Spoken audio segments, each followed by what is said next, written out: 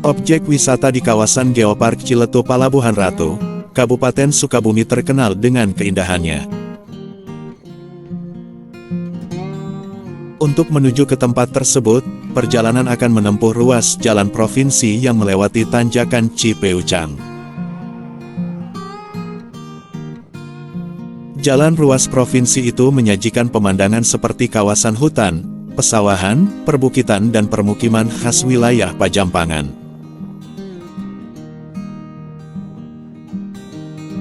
Adapun tanjakan Cipeucang berada di perbatasan Desa Tamanjaya dengan Desa Mekarsakti di Kecamatan Ciamas, Kabupaten Sukabumi.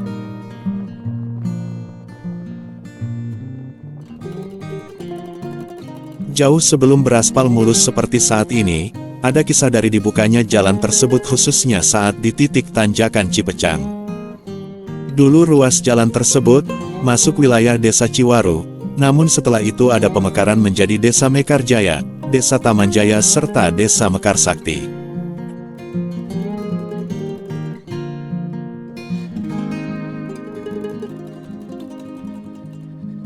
Kepala Desa Ciwaru, Taufik Guntur Rohmi mengatakan, pembukaan jalan sepanjang 17 km itu dilakukan pada tahun 1976 secara gotong royong. Ada beberapa tokoh yang terlibat dalam pembangunan jalan itu, seperti Kepala Desa Ciwaru saat itu, almarhum Haji Muhammad Rohmi yang merupakan ayah Taufik, bupatinya saat itu, Dijabat Anwari, serta Gubernur Solihin GP. Inisiatif membuka jalan dari Ciwaru, hanya satu, yaitu, memudahkan masyarakat untuk beraktivitas. Sebab kala itu, masyarakat mengandalkan sampan, atau perahu dayung, untuk ke Palabuhan Ratu, atau ke kota lainnya. Sehingga banyak kecelakaan dan korban nyawa melayang. Taufik menjelaskan, pembukaan jalan yang dipimpin almarhum Haji Muhammad Rohmi itu, memakan waktu selama 117 hari kalender. Khusus untuk tanjakan Cipecang, dikerjakan selama 40 hari, dengan alat manual, seperti pacul, garpu, serta linggis, jelas Taufik. Sebelum memulai pekerjaan membuka jalan, Haji Muhammad Rohmi melakukan semedi, atau tapa, meminta kepada Allah Subhanahu wa Ta'ala, agar diberikan kelancaran, mengingat rute jalan tersebut berada di kawasan hutan. Pada pelaksanaan semedi, atau tapa di hutan Cipecang selama 40 hari, almarhum ditemani seekor anjing berwarna hitam bernama Si Pecang. Sesudah melakukan semedi atau tapa, saat akan mulai melakukan pengerjaan, anjing tersebut mati karena sakit dan tanjakan tersebut diberi nama Cipecang, tuturnya. Pembangunan jalan pun berlangsung dan sampai pada tanjakan Cipecang. Ketika itu, pekerjaan membuka jalan di tanjakan tersebut, dilakukan dengan alat manual, tapi mampu rampung dalam waktu 40 hari. Konon setiap malam, ada yang bekerja di tanjakan tersebut.